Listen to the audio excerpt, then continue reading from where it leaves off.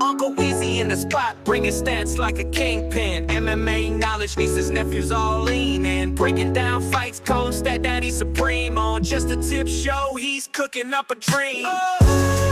Uncle Weezy, he the man. Dropping fight facts, got it all on hand.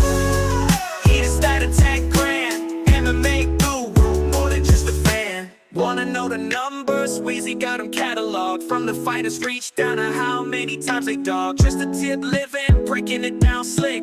Hit you with the knowledge, won't miss a single trick. Uncle Weezy, he the man. Dropping fight facts, got it all on hand.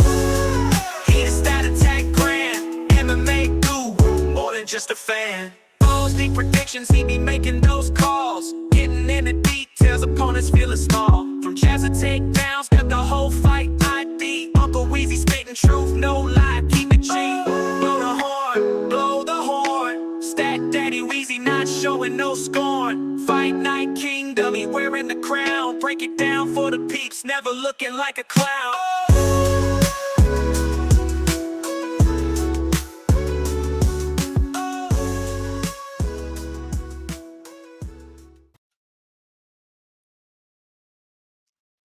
Oh, yes. What's going on, everybody? It is your Uncle Weezy here, checking in on a Friday. We just had the weigh-ins for UFC Vegas 94, headlined by Jandiroba and Amanda Lemos. We have a fight that has been canceled. Jeon Park, the Iron Turtle, who looked jovial and was smiling on the scale, evidently is sick, and that fight's been canceled. So we're down to 11 fights. We got the main event's going to be really fun. I think it's a great striker versus grappler matchup. Going to be all action fight, and there's several of those archetypes of fights on this card. I am about to head down to Indianapolis for the weekend, hang out with my brother. So I'm going to blow through this, you guys. Let's get all four legs of this Greasy four-leg parlay here. It's checking in at one of the fattest numbers that I've given out in weeks or even months. We're almost at plus 900 here on these on this particular four-leg parlay that I'm going to give you guys today. So let's get right into it. Leg number one is going to be Thomas the Train Peterson's money line at plus 106. We're going to be doing this on Bet Online Sportsbook here. I like Peterson here because I think that this is going to be close at distance striking range. Let me share my screen with you guys. There we go. Peterson's a much better wrestler than Muhammad Usman is. And in this particular case, he's fighting not Jamal Pogues, but Muhammad Usman. And I think that Peterson, or I think that Usman rates lower as a wrestler than Pogues does, and he rates lower as a boxer than Pogues does. Peterson is somebody that you have to not only worry about the straight left hand on the feet, but you have to worry about the entries on the takedowns. This is a guy who is going to wrestle. And when he gets on top of dudes, he's an absolute savage. So I kind of feel like that because of the threat of the wrestling and because the potential for Peterson to get takedowns here, that he should be the rightful favorite. If this does stay at distance striking range for the full 15 minutes, yeah, I think Usman will win a decision. But, you know, Usman's a guy who's less than 240 pounds. When he fought Pogues probably walked into that cage at 270, 275. So I don't think that, and I think that Pogues is a lot more athletic, actually, than Muhammad Usman is. So I'm going to go with Thomas the Train Peterson's money line here.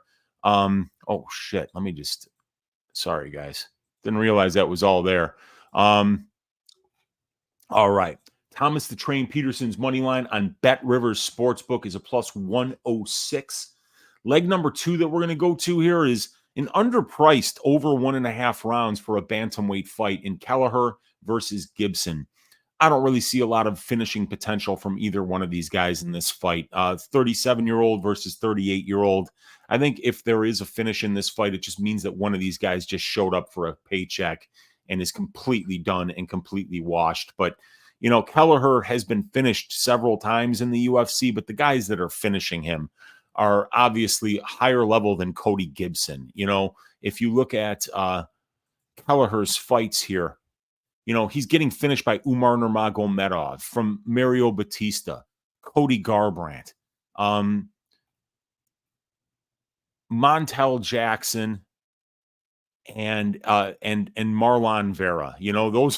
These are guys who are top 15 fighters in the division. Cody Garbrandt's a former champion. Umar Nurmagomedov's a future champion.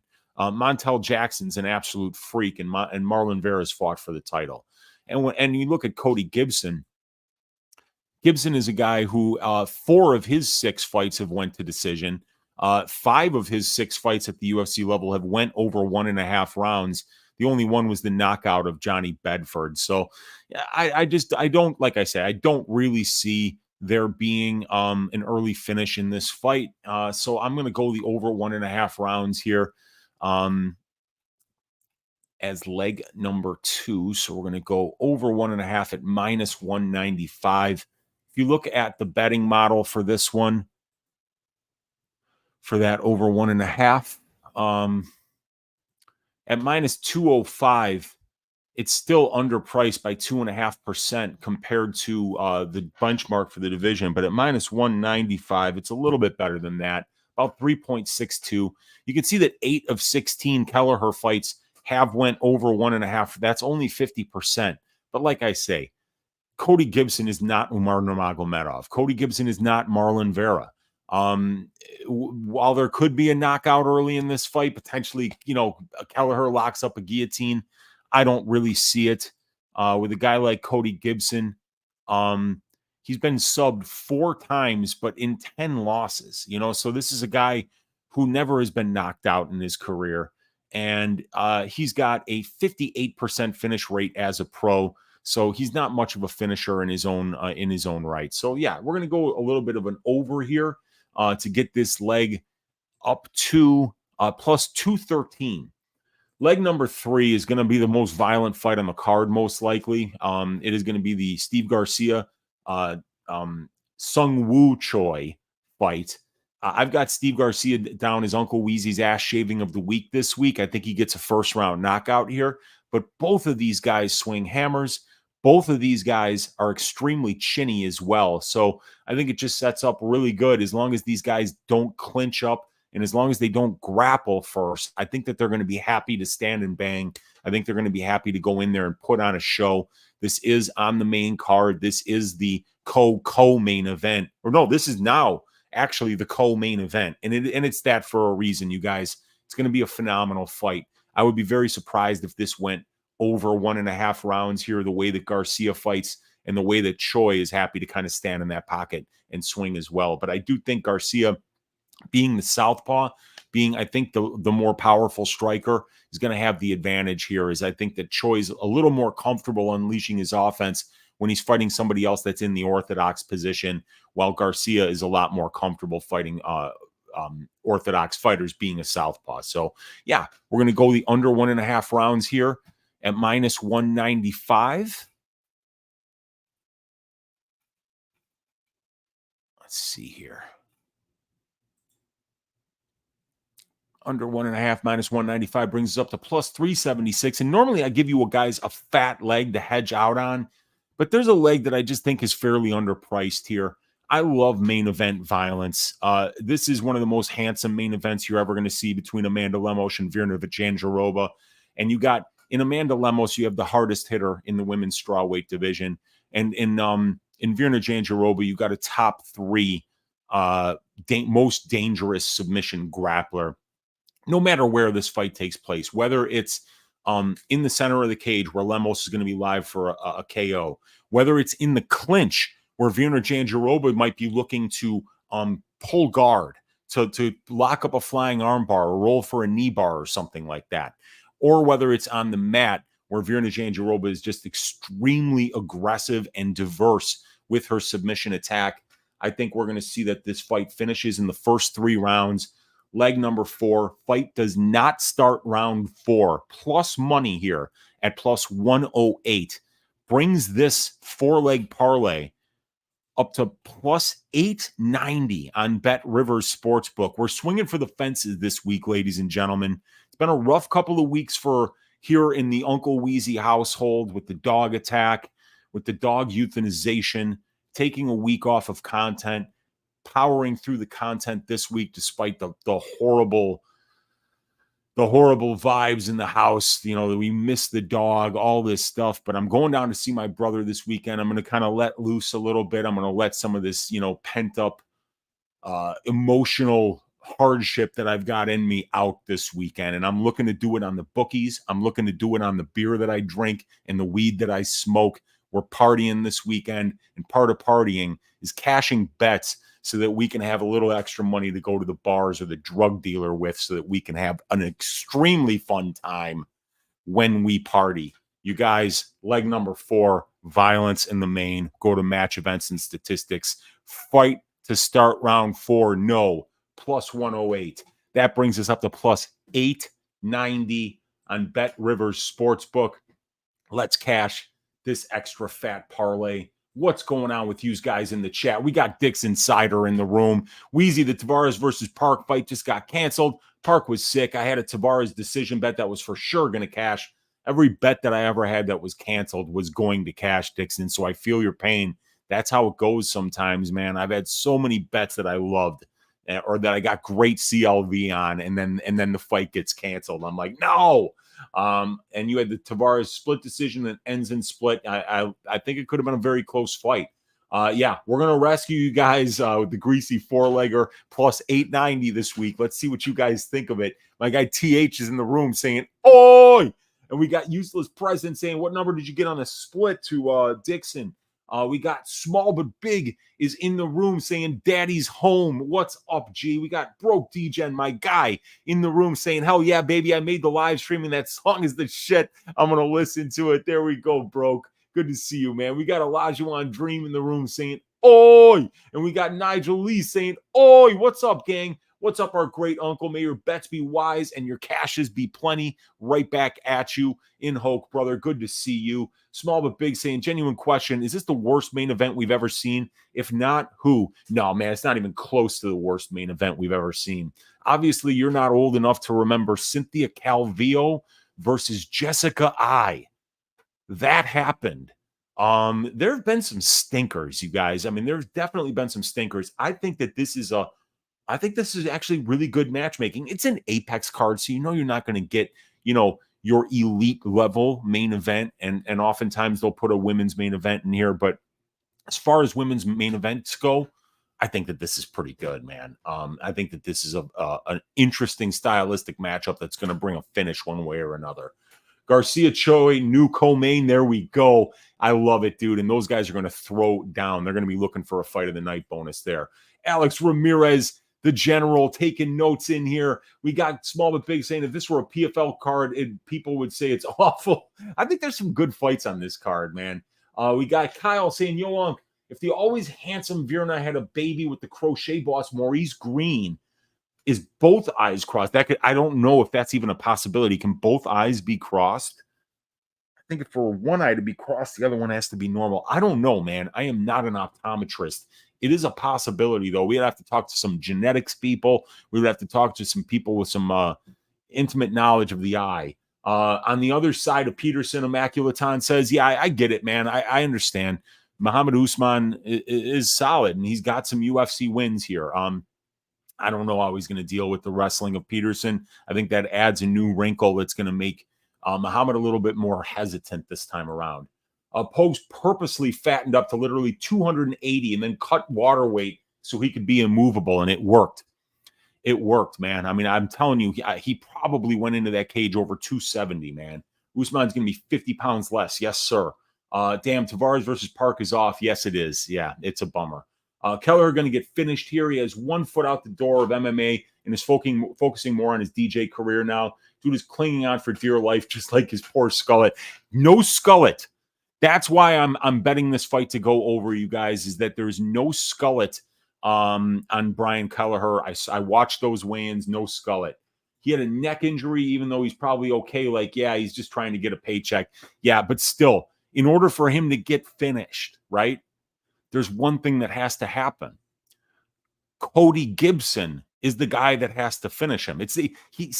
Cody can't tag somebody on the other side of the cage to say, come on in here and finish this guy. It's going to be Cody that has to finish him, you know? So I don't see it. I don't see it. You know, it could, obviously I could be wrong. And the tightrope that I'm walking here by making that over 1.5 in the Kellerer Gibson fight part of the parlay this week is that, you know, Kellerer might have both feet out the door, and he might just kind of like go in there and tap it, you know, and get out, you know, look for a quick paycheck. But I don't think he'd show up for that. So and it's Cody Gibson, like I say. So you might be right there. I hope I'm right though. Oh, October 5th. Aljamain Sterling versus Evloev. That's a good fight. I like that. That'll be very interesting to see how that one turns out. Dude literally had his spine fused, and the doctor begged him not to fight again. Can't lay a cent on a dude like that. Oh, I'm not betting on Kelleher, that's for sure. I'm just betting that over. Songwood Joy has been knocked out 5 times. Never knocked anybody out. See if Garcia has knocked out 5 guys, never been knocked out. It's a guaranteed KO for Steve. I like Steve a lot in this boy. And you're saying Songwoo Choi has been knocked out 5 times. Yeah. He's been dropped 5 times, and so has Garcia. So like Garcia's they both have power. Aljo 29 or 28 is sub. Yep. Sterling versus Evloev is low-key a very boring fight. Yes. Like a mini Yoel Romero with his food. Yeah, that could be, man.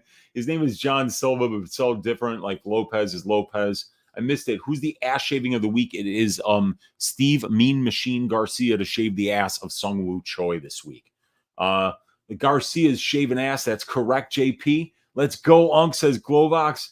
Tavares is god awful. He's old. Yeah, but it doesn't matter. That fight's not happening. We got he says Omni Genocide. We got Small but Big saying Calvio was the worst. That is the worst in main event. Are we forgetting about Dumont Ladd? Yeah, that was a stinker as well. You got Durandamy versus Holly Holm. You had Vieira versus Holly Holm. Rosenstruik versus Gaziev just this year. That was not a great one.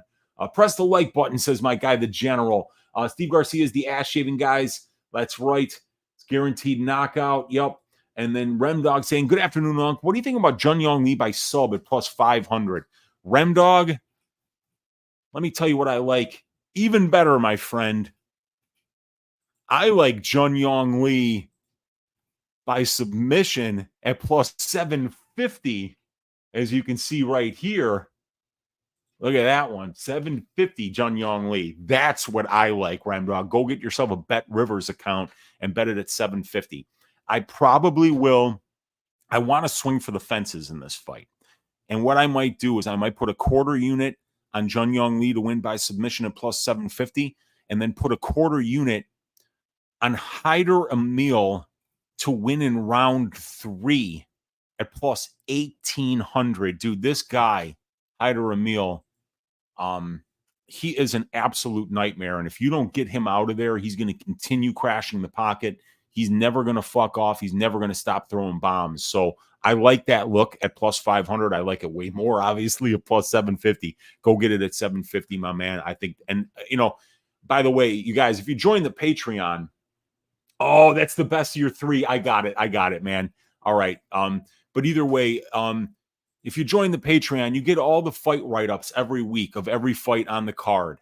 You get these are the probability show notes where we pointed out all of the plus EV bets according to my betting models. And then you get access to the matchup stats, the over-under betting model, the prop betting model, where you get access to all the stats, the potential win conditions of each fighter, the adjusted win conditions based on their win probability, all of the individual fighter stats that you need in order to properly play DraftKings, FanDuel, Prize Picks, Underdog, every stat under the sun available, $25 a month.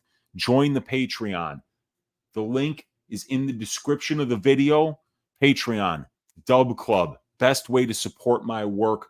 I appreciate you guys for hanging out. I got to get out of here. I got to get packed, get out the door in like 40 minutes here, and go party with my brother and some friends this weekend down in Indianapolis, Indiana.